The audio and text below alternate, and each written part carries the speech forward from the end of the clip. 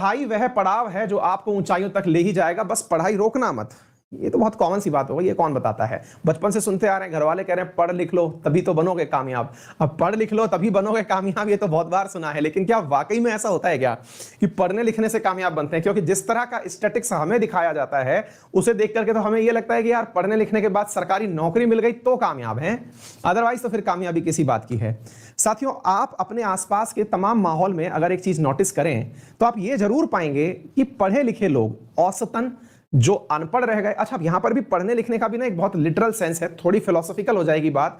मैं आपको वो लिटरल सेंस में पढ़ाई की बात नहीं कर रहा हूं कि आप ये याद कर लें कि एंटीगुआ की राजधानी क्या है, कि बारबुडा की राजधानी क्या है। मैं ये पढ़ाई तो होती ही है।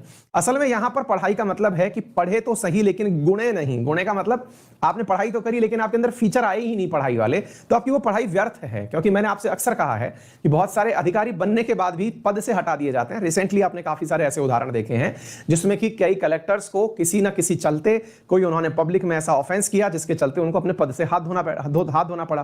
तो अल्टीमेटली मुद्दा यह है कि जो भी आप पढ़ रहे हैं उससे आपका पूर्ण विकास हुआ या नहीं, यानी कि आपने पढ़ाई तो करी लेकिन पढ़ाई को अपने अंदर आत्मसात किया या नहीं, अपने अंदर इनर सोल में उसे उतरने दिया या नहीं। आप पूछेंगे सर इसका क्या मीनिंग होता है? साथियों, हम में से बहुत सारे लोग पढ़ते हैं लेकिन पढ़ने का महत्व बहुत कम लोग समझते हैं। बोले कैसे? कई बार आप में से अधिकांश पढ़ते विद्यार्थियों को लगता है कि जिस दिन मेरा एग्जाम क्वालिफाई हो जाएगा उसी दिन जाकर मैं लायक बनूंगा। लेकिन चलिए एक रिवर्स थॉट प्रोसेस देता हूं, थोड़ी सी कहानी है, जरूर सोचिएगा और विचार करके मुझे बताइएगा। क्या कभी आपको लगा है कि अपन अक्सर अखबारों में, न्यूज मीडिया के माध्यम से एक बात सुनते आते हैं और वो बात होती है कि रिक्शा चालक का बेटा आईएएस बना, फिर आप सुनते हैं कुली का बेटा कुछ बन गया। यानी आप बहुत ही नॉर्मल घर के लोगों को बहुत बड़े पद पर सेलेक्ट होते हुए सुनते हैं।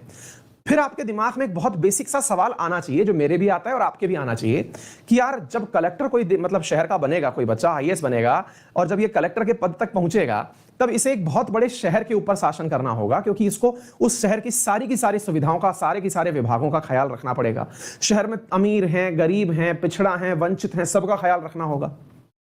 यही गरीब घर का लड़का एक दिन जाकर के उस राज्य के सर्वोच्च पद पर जाके बैठेगा, है ना भाई? जो मुख्य सचिव होता है उस पर भी यही बैठेगा। यानी कि सरकार क्या नीतियां बनाए उस राज्य की, ये भी यही निर्धारित करेगा।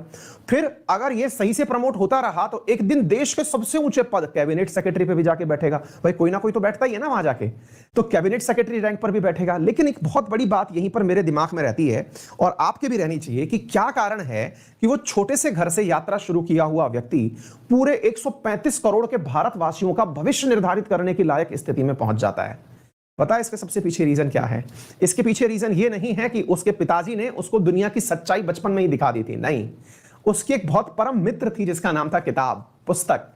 और वो जो पुस्तक थी ना, वो उसकी इतनी जबरदस्त मित्र थी कि उसने जब जब पुस्तक के साथ अपना मन लगाया, उस बुक के साथ अपना मन लगाया ना, उस बुक ने उसको पूरी दुनिया घुमाई।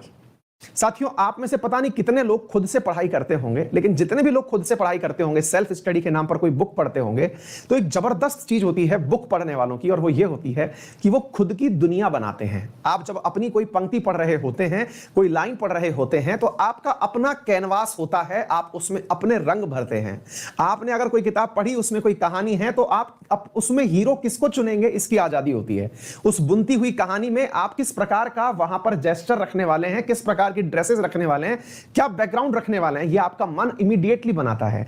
अगर मैं आपसे अभी एक शब्द यूज करूं और बोलूं रणबीर कपूर, तो आप बिल्कुल भी मिस नहीं करेंगे शाहरुख खान से। मैंने जब रणबीर कपूर बोला, आपके दिमाग में रणबीर कपूर ही आया, शाहरुख खान नहीं आया। हमारा दिमाग है ना, इमेजिनेशन करता है। हमारा दिमाग कभी भी ऐसे नहीं चलता कि वो ब्लैंक चल रहा हो। और साथियों, जब आप किताब पढ़ते हैं और वो जो इमेजिनेशन खुद से बुनते हैं, आप उसमें एक ऐसे राज्य का निर्माण भी कर चुके होते हैं जिसके राजा आप खुद होते हैं। और वही राजा जब राज करने निकलता है तो क्या कैबिनेट सेक्रेटरी, भैया वो डोनाल्ड ट्रंप छोड़िए, बाइडेन का पद भी लेकर के बैठ जाए ना, तो भी दुनिया पर राज कर सकता है। तो पुस्तकें मजाक नहीं है, पुस्तकें आपकी वो दोस्त हैं जिन्होंने आपको इतनी फ्रीडम दी है कि आप मन के राजा हैं और अपनी चीजों को बिल्कुल धरती पर उतारने के लिए तैयार हैं। इसलिए दुनिया के जितने भी सफलतम व्यक्ति हुए हों, उन्होंने पुस्तकों को अपना सबसे प्रिय मित्र बनाया। अगर समय दिया तो किताबों को दिया, इंसानों को नहीं। यह बात बहुत ज्यादा सटीक है, जीवन में उतारिएगा। ये जीवन में पुस्तकों का महत्व है। हालांकि बहुत कम समय में बड़ी सारगर्भित बात मैंने आपको बताने का प्रयास किया है,